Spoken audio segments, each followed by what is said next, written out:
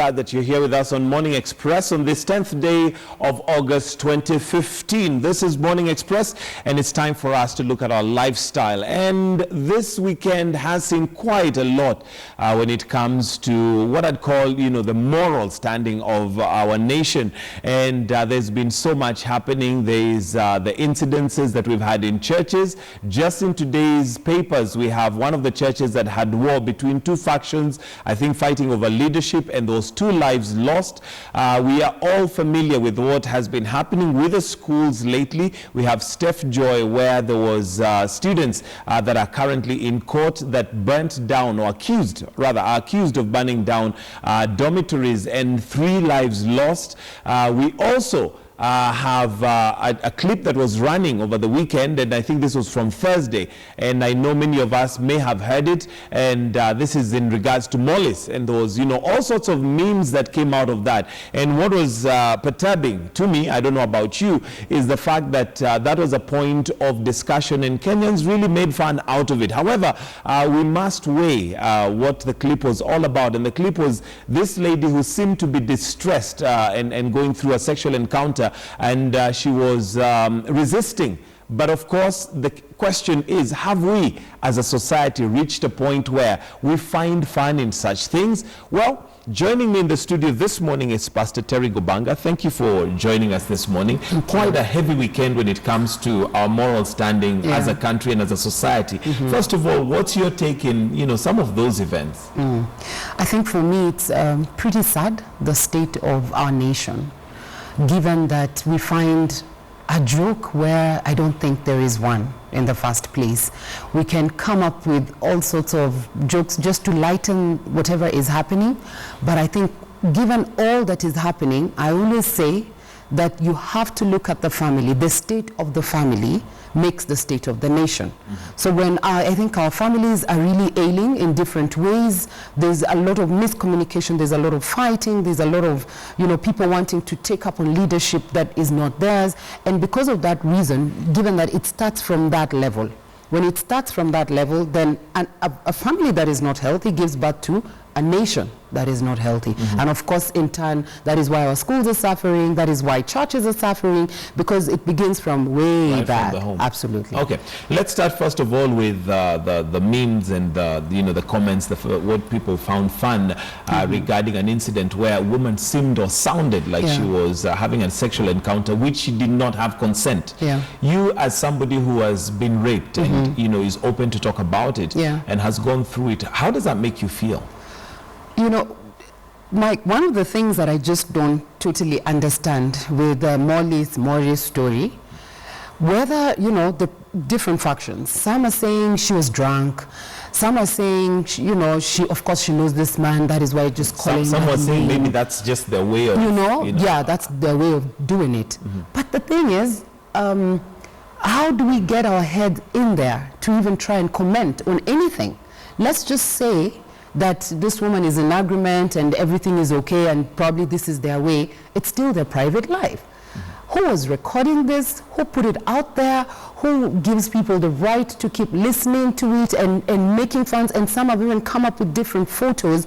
So we are actually, as a society, we are getting to that place of pornography. This is pornography. This is not a joke. This is not something that, you're saying, oh, she did not get the diction right. She was drunk. She was this. No, absolutely not. None of that comes into play with the wake of what is happening in that particular clip. So at the end of the day, we need to sit down as a society and ask ourselves, at what point, where did we lose it? How is it that we can come together and fight? Someone tells, CNN, and then all of a sudden we are trending because of Molly's. In fact, what is interesting is just the disparity in the two ends of the scale. Yes. You look at the young man who had cancer, and there was money being raised. Within 2 hours, there was 6 million raised by Kenyans. So showing that we have a heart. Yes. But on the other hand, you have Molly's, where people are making a joke out of what you've mentioned. It's true, a private affair. But what does that tell us as a society? What does that mean? Sorry to use this word, but we are sick to some point that we just pick out. I think Kenyans, we're trying to have this thing move on, let's move past this. And the best way that Kenyans move past something is to make a joke out of it. and a big joke up until to the point that we trend. So we come up with all these caricatures, we come up with all this, people have come up with different things to talk about this particular thing. But what that tells me, as a society, I think we need to go back and have some conversations going. Because this takes me back to my dress, my choice, where a woman is being stripped, but you're busy recording it, and then you upload it. And again, it becomes a point of fun. People saying, yes, she was right, she was wrong, he was right, she was he was dressed wrongly, she was at a bad place, why was she there? We must consider what society thinks and all that. At what point were you taking that video? So as a society, we need it going back to the family, level and talking about some of these things. Parents and their children, men being taught that they're protectors, that they need to come up and defend the girl. The women are told how to do things right. But these conversations are not there in our families today because parents have decided to be very busy. Parents are going back to school. It's a good thing. Parents are, go-getters. All that is good. But you know what? This is what we say. Children do one thing amazingly, and they don't apologize for it, which is to grow. They grow given whatever time. When you're busy pursuing your career, when you're busy doing all these things, and they are good, but think about, what am I doing to my child at this point when they really need me? Where is the balance? I keep telling many parents that at the end of the day, do you know what? These children don't even care which school they're in. We work so hard to take them to the best schools, get them the best lunchbox, get them all these amazing sport shoes, amazing rucksack, but you know what? They just don't care. What they need is your presence. Is your presence. That, it leaves a lot of impact. That touch, that hug, that telling them you're doing amazing. But our children are being affirmed by what they see in the media. And no wonder you will see that the society is actually breaking down. They're literally being brought up by what they see in the environment. In case you're joining us right now, with me in the studio is Pastor Terry Gobanga, and we're talking about the state of our moral state as a country, as it were. And feel free to weigh into the conversation. You can do that via Twitter, and that's at Michael G. Gitonga. Later on, we'll also have the phone lines open. Maybe you'd like to comment. We'd like to hear what you have to say. Where did we lose the plot? How do we get back on track? Or maybe you feel this is just the times and it's okay. Maybe we're making a big deal. We're making a mountain out of a molehill. I would like to hear from you, so do let us know. The Twitter handle again is at Michael G. Gitonga, or you can also call us once the phone lines are displayed on your screen. Pastor Terry, where did we lose the plot? Were we here before? Is it that we've just highlighted things? Maybe the media is working a bit harder and we're able to see more than we did before. No, we were not here before. Going back, parents are parenting via remote, very far off, remotely. They're using their remote control, they're using the Skype, they're using their, all these gadgets, technology, good, but again, it has its disadvantage. And we feel we are close. It's just like, picking on Facebook, Twitter. We are close, but we're not close, so because we can talk, we can, video calls and everything. But there's no... Yes, but there is no communication really that you can sit down and go through things step by step, step by step. So really, this is an outspiel, and an over of what is happening in our homes. Then we've taken them to the church.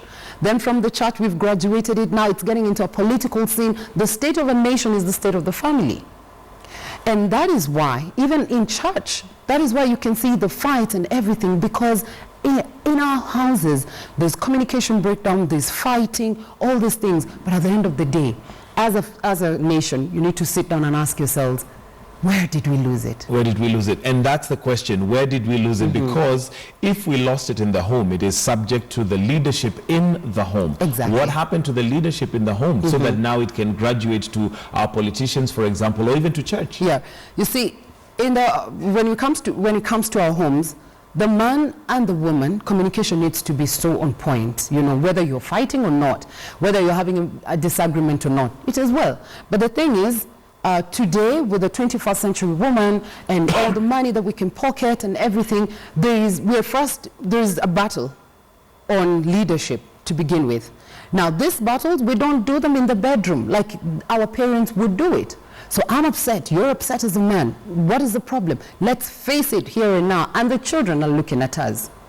So already, the children are wondering, hey, who's the authority here? What is going on exactly? The parents sit down with their children and talk about another, the partner. The man sits down with the children and tries to turn the children against the mother and vice versa. So that tree is already broken at the family level. These parents are the same ones going out to become politicians, to become pastors, and all that. Different fields. These children are growing into the future, the great future that we expect them to be. But remember, at the family root level, what did we pump into them? Because children, they're not good at listening, but they follow what they see, not what they hear. Children learn more from what they see than what they hear. Absolutely. So parents, it's very interesting that as parents, we talk big. We tell them you need to work hard. We tell them, you cannot do this, you cannot do that. But then their eyes are wide open. They're looking at us and they're saying, you said we shouldn't fight. I saw you on TV as a politician and you were throwing tables and you were... So the people who are supposed to be mentoring the children, whether parents or the role models, at one point they just say something overcame me and I did 1, 2, 3. But the children don't know something overcame them. They know, I really respected that man of God. I really respected my dad. Did we just bribe the police and my dad was overspeeding? But the dad says, hey, don't bribe. Bribing is wrong. Or the dad is the man in the cloth. So we are saying one thing and doing another. Absolutely. When we talk about impunity, we're very quick to point fingers at our politicians and those in leadership. Yet, like you say, when you're driving, possibly you've got your children sitting at the back and there you are overlapping. Yes. So what happened to us? What is it that, where did we lose it? What happened that moral gauge and that thing that would stop us from doing that is no longer there? Yeah, I think where we totally lost it is the point of I've got to do what I've got to do. My rights, whatever it is, I need to do this. This is what I feel like doing. I have feelings for someone. I need to actualize them. I feel like I need a cup of coffee now. It doesn't matter how you get it, just get it. That the end, the means justifies the... And I think, no, it doesn't. That statement, I don't appreciate it at all. It doesn't. The end justifies the means? Absolutely not. There are things that we have to follow, word for word, going step by step that, hey, we don't appreciate someone stealing. We don't appreciate... But because of the leadership at the top, all the impunity that is happening, then people realize, wait a minute, if I break a certain law, if I break a certain policy, it doesn't really matter. People will shout about it. We're very good at that as Kenyans. We will shout about it. We will break down Twitter. We will be trending about you, and we don't appreciate it. We don't like this. But hey, give it 2 days. There's something else that we are trending about. So we forget about you. You stole our millions. It's all good, this pastor did this, or trending, and then it dies. So we are a society that moves so fast past whatever has happened, and the things that have happened that are wrong, we don't deal with them. So whatever you don't deal with, it will deal with you. Whatever you magnify. So we don't deal with that, but we move past it very quickly. What does that say about us? We don't take things seriously. Let's talk about responsibilities, because you've rightly said that one of the issues that we have is generally starting from the home. And I believe probably traditionally there were those responsibilities that were specific to certain leadership organs within the home, and by this I mean the man is seen, according to the Bible, as the provider. The woman is seen to do A, B, C, D, F, G. Have we gone too far from that, such that everybody is very individualistic and we are all pursuing our own individual goals to a point where we have neglected the basic responsibilities that are God-given? Yes, for sure. And I know this is where I get to be slapped, by the 21st century woman, but it is okay. We follow what Scripture says about the man being the authority in the house. I say this, that any animal with 2 heads is a monster. You cannot have 2 heads in the home. That cannot work.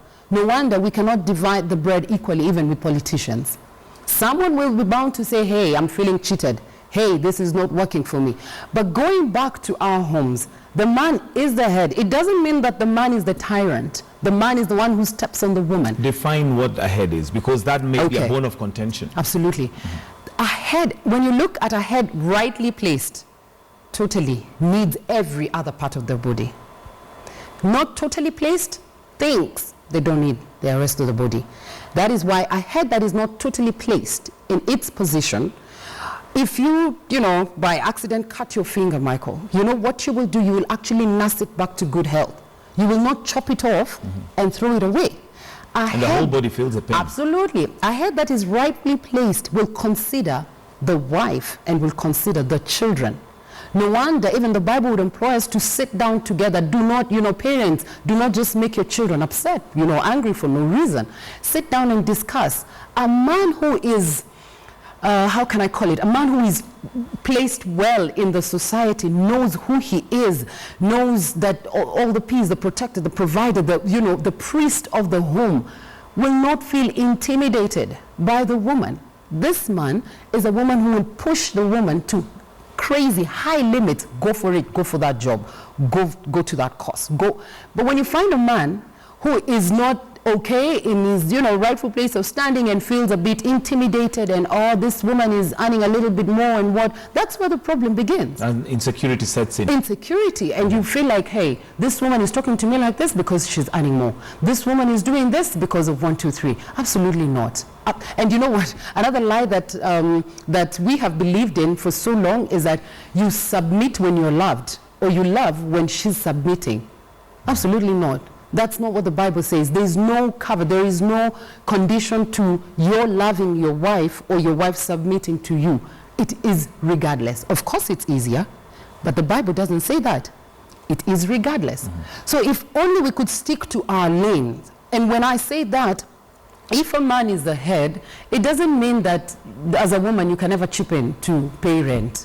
Now, one of the reasons why some of the women have literally taken up the responsibility of being the head is because maybe the man is absent. And when I say absent, I mean maybe he's not there physically, he's not there financially, he's not there to give direction. So what is a woman in that case supposed to do? Yes, a man can be away, not giving direction and all. It's amazing when the woman steps in, because the children need to continue living. Life needs to seem normal, to look normal. But that doesn't still negate the fact that, hey, there's a man here. Any woman and her husband is somewhere, maybe globetrotting, doing other things and not quite able to give direction. Any woman who speaks to the children and tells them something negative like, hey, your dad is good for nothing, your dad is not a provider, your dad is...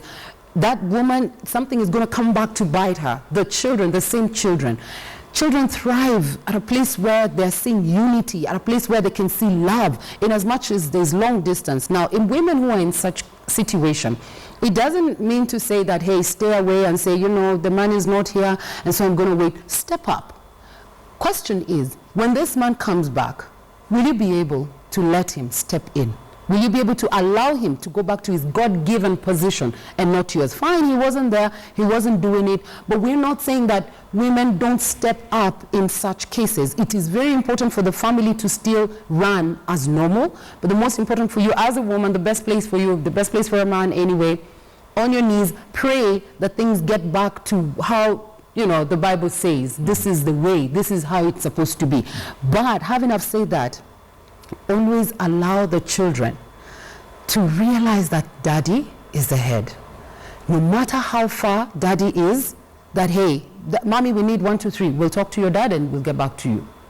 We'll do this, unless this man is totally absent. Fine, he's absent, but don't talk ill of him. Still don't talk ill of him. Don't do it. Okay, let's move on to another form of leadership, and this is leadership in the church. Okay. Because one of the things, and why it makes headlines when a pastor is caught in compromising situations, whether it is in terms of lying or not being honest, as the congregants, they feel disappointed because they look at him or her as a symbol of leadership, one who should have the moral standing to lead us. What is your comment given the state of the church today, looking at some of the things we're seeing happening in the church? To my pastors, I think this is clearly, if I can put it as clear as I can, to whom much is given, much is expected. Given. But Mike, you know what? Part of this problem is with you media. How is it that you don't highlight when miracles are happening? How is it that you don't highlight, when someone is getting saved? That happens to be the greatest miracle. But media doesn't get into the churches and show these things. only unless something is wrong. I think miracles have been highlighted. Is it? Yes, we've had them done. However, at the end of the day, really, when those miracles happen, they're subject to those who are within that congregation. But now when there is that leadership gap, and you have the pastors, for instance, throwing curses, for example, at people, the very same mouth that we imagine that is supposed to bless is now cursing. How do I, as a congregant, put this together? Because this is the leader who I want to believe God has put there in position to bless me, but there he goes. Okay. I think the greatest problem even in our churches today is that as pastors, we are, instead of feeding the sheep, we are feeding on the sheep. And that's just where we have failed as pastors. Instead of feeding them, we are feeding on them. Feeding on them in different ways, from sexual advances to getting money, in a way that is inappropriate. And that has really cost us, because you can imagine, as a church member, you're looking at this man for direction. You have spoken to this man or woman in every way possible. You've been vulnerable, so to speak. You have shared your life story, you have shared your background, you've shared about where you want to be in your future, and you're hoping that this is the man who is going to give you direction. This is the man who hears from God directly and downloads exactly what it is that the Lord has said. So when that trust is broken, everything comes crashing down in you. In fact, it sort of messes up your system of belief on what you thought about what the Bible is, because you pick the character or how a pastor should be from what the Word of God says about what a pastor should be.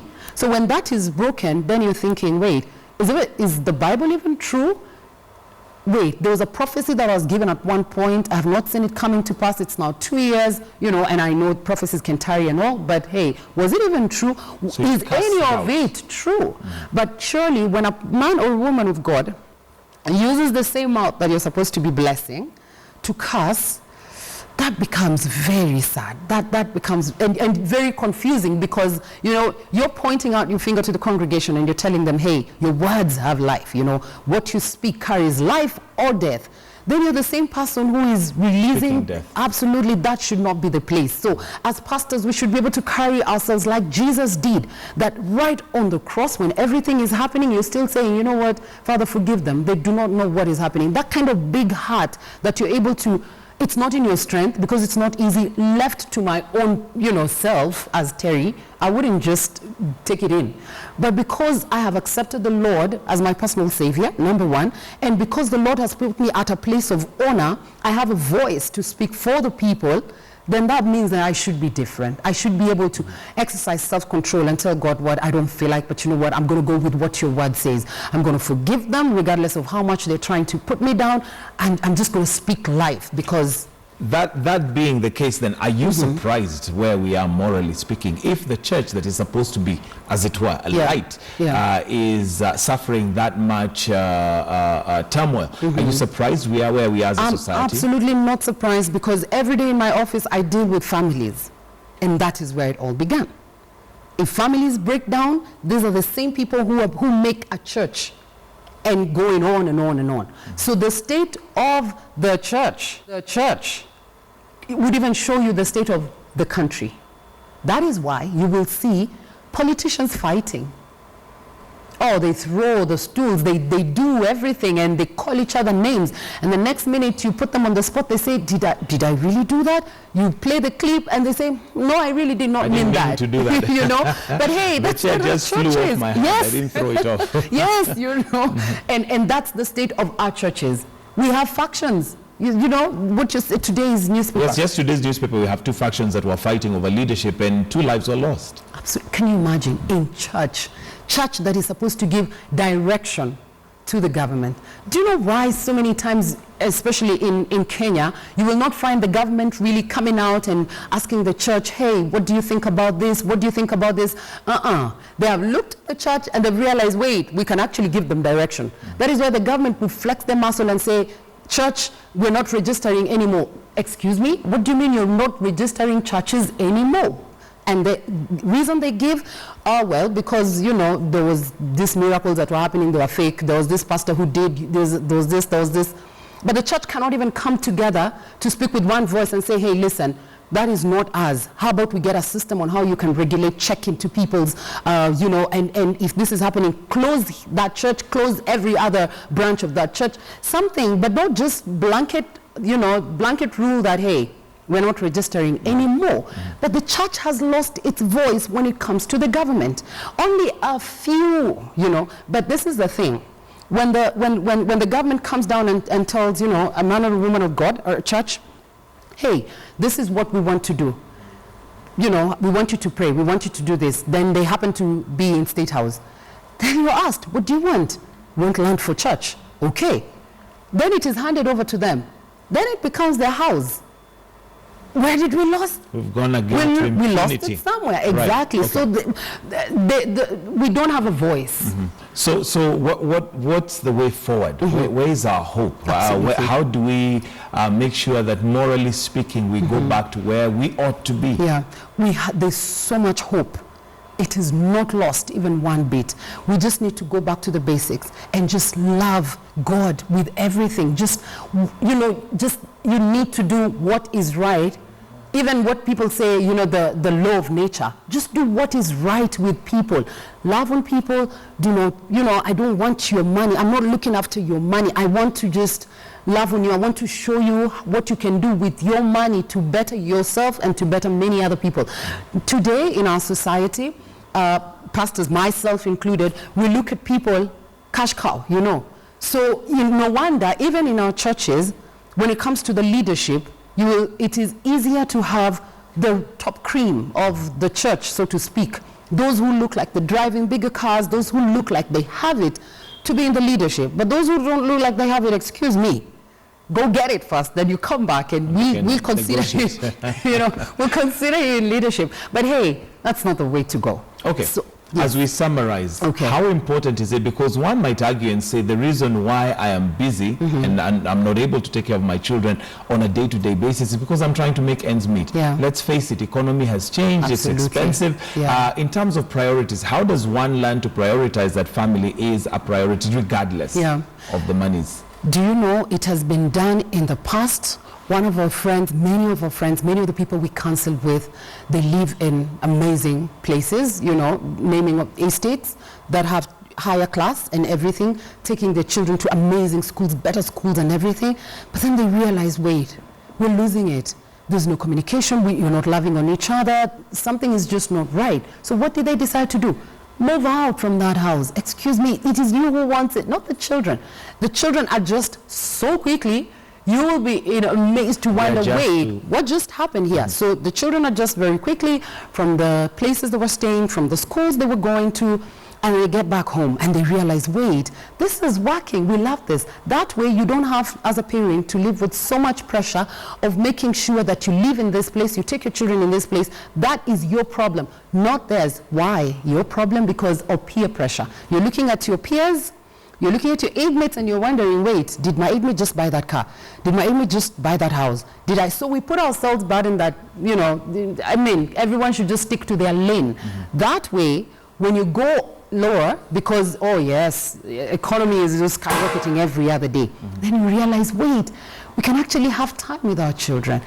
Of course, not forgetting our 844 system that needs some serious overhaul right there. But how does one go about getting that priority in their minds, knowing that this is a priority? Because we must accept that it is not easy. No, and it needs not. to be a deliberate effort. Understand that I have a couple of years with these children.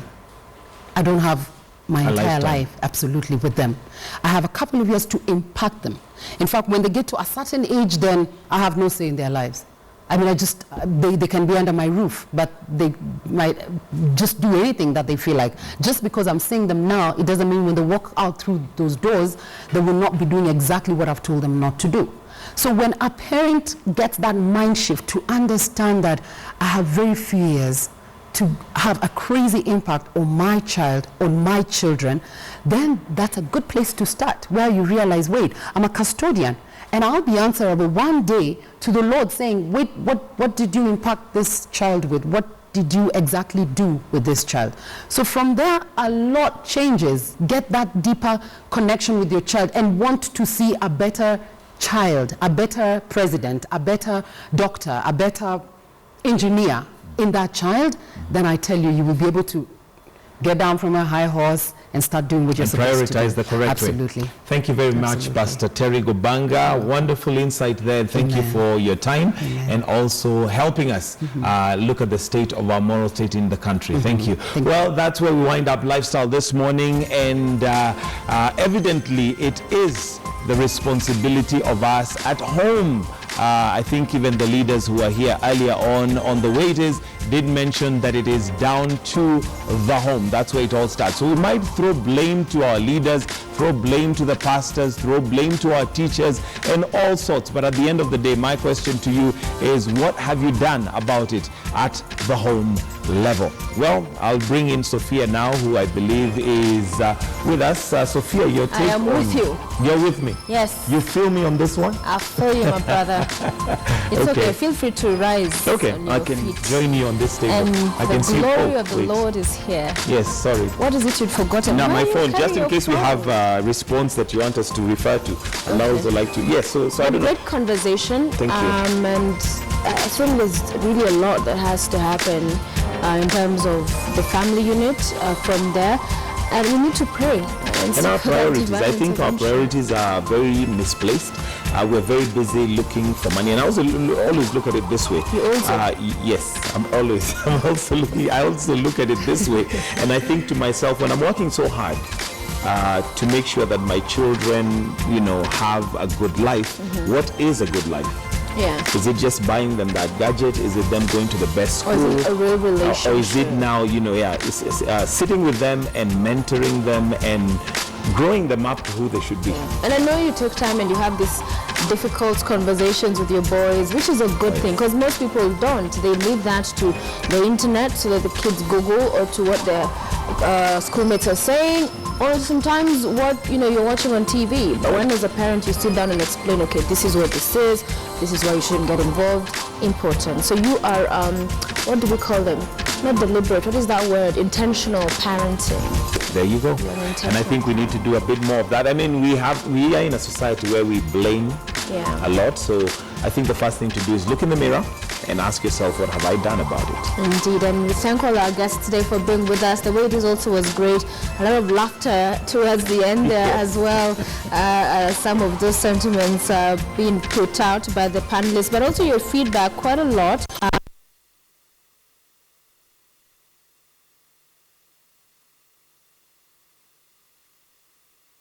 Feedback saying, my fool's wait. Because we do get to elect them. So if they're fools, I don't know what that makes us. But thank you so much for watching. It's always a pleasure. I'm looking forward to tomorrow's person of interest that Michael did. Oh yes, tomorrow's person of interest it's a person of interest who has an inspiring story, and also just teaches us that you can take responsibility of what you do to become what you desire to be. Yes, and we'll tell you tomorrow morning who it is, but it's a great man who you all celebrate. Thank you so much for joining us. I'm Sophia Wanuna. For this on KTN News, I'll see you shortly on the 9 a.m. news. Have yourselves a wonderful day. My name is Michael Gitonga. God bless.